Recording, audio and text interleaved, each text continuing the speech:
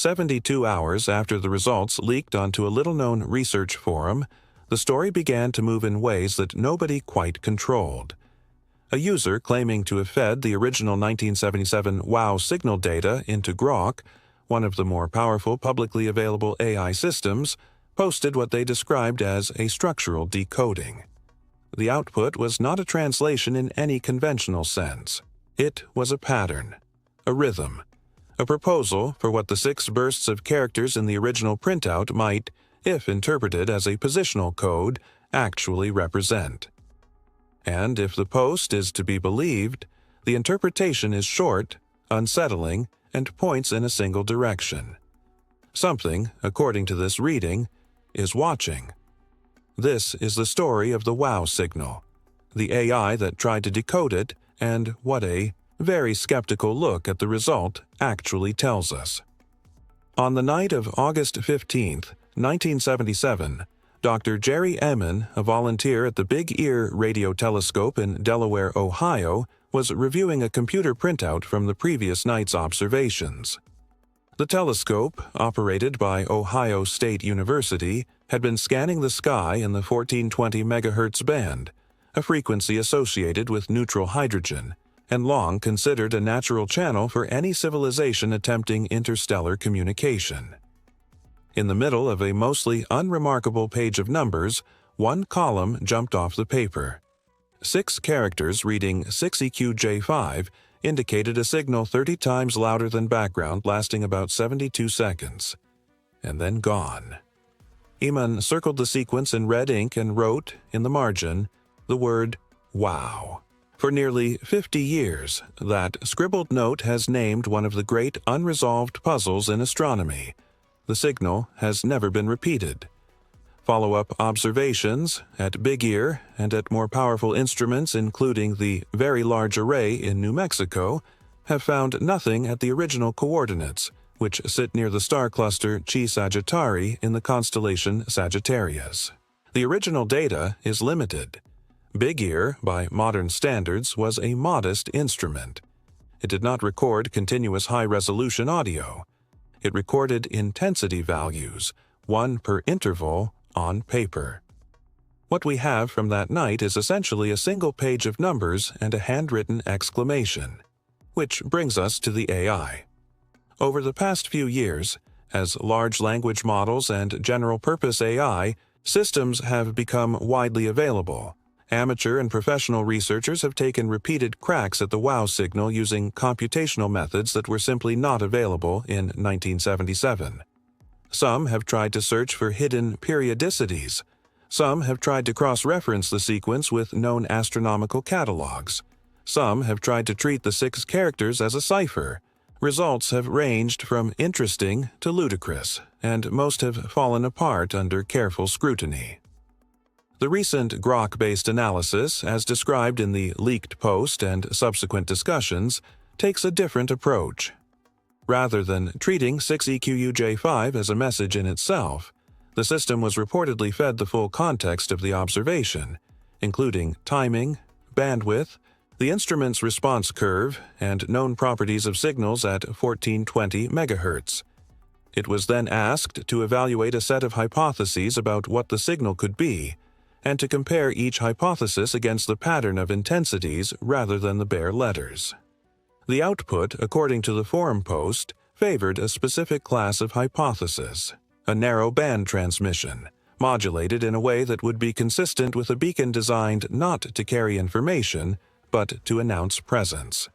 A kind of cosmic ping. And, the post claimed, the modulation structure, when mapped against Earth's orbital position, suggested that whoever or whatever might have produced it was aware of where Earth was at the moment of transmission. That is a very big claim. It deserves a very careful examination. Begin with what Grok actually can and cannot do. The system, like other large language models, is a pattern recognizer trained on vast quantities of text and, in some versions, structured data. It is extremely good at producing plausible interpretations that are grammatically and logically coherent. It is less good at independently verifying astrophysical claims.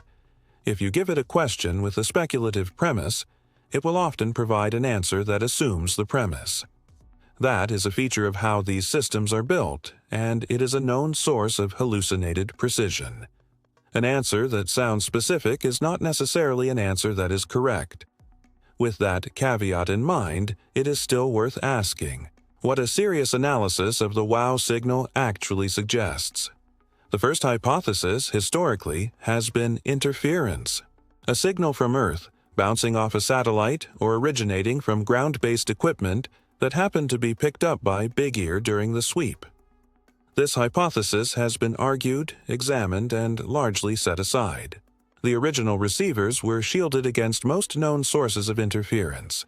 The frequency was one that had been internationally protected for radio astronomy, and the beam pattern of the telescope made it difficult for a terrestrial signal to produce the specific intensity profile observed. The second hypothesis has been a natural astronomical source, a flare from a distant star, a maser, a brief burst from a pulsar. Each of these has been proposed. Each has problems. The signal's extreme narrow bandwidth is hard to reconcile with most natural sources, which tend to emit across a broader spectrum. Stellar flares, while powerful, usually come with signatures in other wavelengths that Big Ear would not have captured, but that follow-up observations by other instruments should have found. No such signatures have been associated with the wow signal's coordinates. The third hypothesis, proposed in 2016 by Antonio Paris, suggests that the signal originated from a hydrogen cloud surrounding one of two comets that were in the relevant part of the sky at the time. This theory was intriguing but has been heavily contested. Other astronomers examined the same comets during later approaches and did not detect anything close to the wow signal's intensity. The explanation, while plausible on paper, has not held up in replication. The fourth hypothesis, the one that refuses to die, is that the signal originated from an intelligent source. This is not the default assumption. It is the leftover after the others have been weakened. It is what remains on the table. Into that gap, the AI analysis walks. According to the Post, Grok's pattern evaluation produced a probability distribution that placed a non-trivial weight on an intelligent origin interpretation. The system did not declare that it had decoded a message. It suggested that, among the available hypotheses, the data was more compatible with a brief, intentional transmission than with any of the known natural or human sources. And in what is the most widely shared and most strongly contested piece of the analysis, it proposed that the brief envelope of the signal, lasting just under the beam transit time of the telescope, was consistent with a transmission aimed specifically at Earth. That last inference is the part where skepticism has to get loud. Any signal that sweeps through a telescope's beam will look, in the data, like a rise followed by a fall, because the telescope itself is moving across the source. The wow signal's shape is consistent with that geometry. What Grok apparently did was compare the precise shape of the rise and fall to what would be expected from a stationary source in the sky versus a source that was, in some sense, tracking. The answer, according to the Post, leaned toward tracking. But the margins involved in that kind of comparison, given the coarse resolution of the 1977 data, are thin. It is entirely possible that the analysis was detecting signal in the noise. That has always been the trouble with the wow signal. The data is too sparse to settle the question, and sparse data is exactly the kind of data where an AI can produce a confident-sounding result that means nothing. Dr. Seth Shostak, senior astronomer at the SETI Institute, has long argued that the wow signal, while genuinely puzzling, cannot be confirmed as extraterrestrial because it has never been repeated. Real beacons, in Shostak's view, would be either persistent or periodic. A one-time burst, however striking, fails the replication test that any confirmed SETI detection would need to pass. He has been careful to say that the signal may indeed have been something interesting, even artificial, but that without further data, scientific honesty requires a shrug. That is the skeptical position, and it is a strong one. The wow signal might be a real detection of a real transmission by something intelligent, from somewhere in Sagittarius. Or it might be a statistical accident, a noise spike in an imperfect instrument, dressed up over the decades into something more than it was. The honest answer, in 2026, is still that we do not know.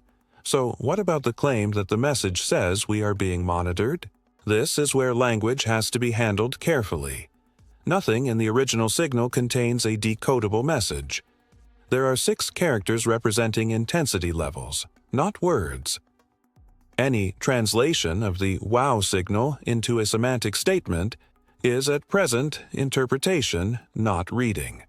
The forum posts framing, which describes Grok as decoding a message about monitoring, appears to be a rhetorical compression of something more modest. What the analysis actually seems to suggest is that the data is compatible with a transmission whose character implies intent, and that the implied intent is oriented toward Earth. That is different from saying the signal says anything in particular. It is the difference between hearing a doorbell and receiving a letter. A doorbell, if it is a doorbell, is communication of a sort. Somebody is there, but it is not yet a conversation. Still, the possibility that the signal was a deliberate ping aimed toward our direction carries its own weight. If a civilization, somewhere in the rough neighborhood of Sagittarius, had several hundred, or several thousand years ago, noticed our star and decided to send a brief, narrow-band greeting, the wow signal is exactly the kind of thing we would have recorded when it arrived. One pulse, bright, unrepeated, because they were not trying to start a conversation. They were marking our address. That interpretation, if it were true, would have implications that scale outward quickly. On a technical level, it would mean that our current methods for searching for extraterrestrial intelligence are closer to the right strategy than many critics believe. It would mean that narrow-band signals at 1420 MHz really are the channel to watch. On a historical level, it would mean that the first confirmed evidence of intelligent life beyond Earth arrived on a printout in 1977 and was nearly filed away as an oddity. On an existential level, it would mean that we are not alone, that we have been in some small way noticed, and that the universe has been quietly waiting for us to pay attention. None of this is confirmed. That has to be said clearly. The Grok analysis, whatever its specific claims, is one computational interpretation of a 48-year-old piece of data. It is not a repeatable observation. It is not a peer-reviewed finding. It is a suggestion made by a machine based on hypotheses provided by humans. The result is interesting precisely because it sits on top of all the previous interesting interpretations of the same signal. It does not stand alone, but it does something worth noting.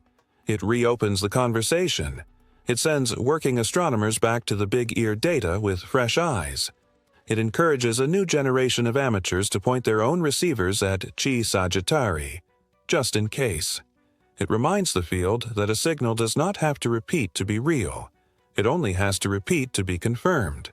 The distinction matters. Consider the wider pattern.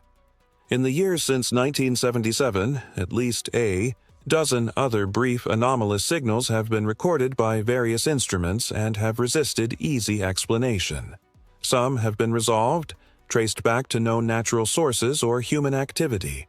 Others remain open. The fast radio burst field, which did not exist as a category before 2007, has forced astronomers to accept that the universe does produce brief, intense signals from exotic sources that are still being mapped. Any claim about intelligence has to compete with an expanding menagerie of natural explanations that are themselves extraordinary. Into this noisy background, the AI analysis offers a specific, testable proposition. If the wow signal was a directed transmission, then careful observation of the same region at the same frequency with modern instruments ought eventually to catch something, even if the beacon is rare. If nothing is ever caught, the hypothesis weakens. If something is caught, the conversation changes completely. That is a fair experiment. It is also one that, in the age of distributed amateur radio astronomy and networked telescope arrays, is more feasible than it has ever been. We may know more in a decade. We may know more next year. We may never know. The sky keeps its own schedule, and the signals that reach us arrive when they arrive, not when we are ready. For now, the wow signal sits where it has always sat. A single page of numbers, a red ink circle, a scribbled exclamation, and the quiet hum of a new machine running the numbers one more time. Maybe the machine is right. Maybe the machine is telling us what we wanted to hear, wrapped in math. The honest investigator keeps both possibilities open and keeps listening. There is one more layer worth considering before we close the file on this, and it has to do with what a real extraterrestrial beacon would actually look like. Contemporary SETI researchers have thought carefully about this. A civilization wanting to announce its presence to distant star systems would likely choose a frequency that stands out naturally against cosmic noise. The 1420 MHz band, the frequency of neutral hydrogen, is an obvious choice. Nearly every civilization with basic radio astronomy would know about this frequency. It is, in a sense, the universal meeting room of the galaxy. A beacon at that frequency would probably be narrow in bandwidth, because narrow-band signals are energy efficient and distinctly artificial. Natural sources, with rare exceptions, emit across broader ranges. A narrow-band signal is, in its very structure, a calling card. The WOW signal was, by all available accounts, extremely narrow in bandwidth. That matches the theoretical profile. It does not prove the profile applies, but it keeps the hypothesis on the table in a way that other kinds of radio events would not. A reasonable beacon design would also pulse. Continuous transmission across interstellar distances would require enormous and sustained energy. Brief, repeated pulses aimed at selected targets is far more efficient. If a civilization were scanning promising star systems one by one, each system would receive a short burst during the moment the transmitter was pointed its way. From the receiving end, that would look exactly like what Big Ear detected: a signal that arrived, peaked, and moved on. Not because it went dark, but because whoever was transmitting had already swept to the next address on their list. That logic is speculative, but it is internally consistent. And it reframes the question of repetition. We should not necessarily expect the WOW signal to come back on any convenient timescale. If it was a beacon, it may be scheduled to revisit Earth every few years, every few decades, or every few centuries, depending on the transmitting civilization's own astronomical priorities. The absence of repetition is not, under this framework, a failure of the hypothesis. It is a prediction of it. Compare this with the more mundane explanations. A terrestrial radio leak would almost certainly have happened again, because Earth's radio environment in 1977 was not notably different from the surrounding years. A natural astronomical phenomenon, with rare exceptions, produces signatures at multiple wavelengths that should be detectable in archival data from other instruments. A cometary hydrogen cloud, as Paris proposed, should have repeated during later comet approaches. None of those predictions have held up cleanly. That does not mean the beacon hypothesis is correct. It means the beacon hypothesis is, at minimum, not more disadvantaged by the lack of repetition than several of its competitors. Which is a quieter way of saying that Shostak's objection, while valid in SETI's general framework, may not fully apply to this specific case. Now bring the AI back into the picture. Grok, or any modern large language model, is a machine tuned to find coherent narratives in noisy data. It is, almost by definition, going to favor hypotheses that resolve contradictions into clean stories. The beacon hypothesis, with all its predictive neatness, is exactly the kind of story such a system would prefer. That is a warning. It is also not a disqualification. Humans, looking at the same data, have reached similar conclusions for decades, long before large language models existed. The AI is joining an old conversation, not starting a new one. What the AI analysis adds, if anything, is computational consistency. It can run the comparison against every other brief, anomalous signal in the archives, not just the WOW. It can look for shared features. It can ask whether any other recorded events, scattered across decades of radio astronomy, share the same structural fingerprint. That kind of pattern search is exactly the sort of task these systems are suited for. If they find no matches, the wow signal remains unique. If they find a handful, that is a much more interesting result, because it suggests a class of events rather than an isolated anomaly. Preliminary discussions in the forum where the Grok analysis was posted hint at a small set of possible matches, but none have been independently verified. The list, such as it is, includes a few brief bursts recorded in the 1980s and 1990s at radio telescopes in Australia and Puerto Rico, none of which on their own attracted the attention the wow signal did. Whether those events belong in the same category or are simply noise that looks superficially similar is an open question. Researchers would need access to the original data, not the published summaries, to evaluate properly. That access in practice is the bottleneck. Radio astronomy archives are vast, inconsistently formatted, and often locked behind institutional credentials. An AI system with broader access to those archives and permission to run the kind of structural comparisons the Grok analysis hinted at could, in principle, settle the question. Whether such access will be granted, and to whom, is a policy matter as much as a scientific one. The wow signal, in that sense, is not only a puzzle about something in the sky, it is also a puzzle about how our own institutions handle the data they already possess. If this changed how you think about that night in 1977, you are not alone. Jerry Amon, until his recent years of retirement, always said he did not know what he had found. He called it a signal. He called it a mystery. He never quite let go of the word he wrote in the margin. And neither, it seems, have we.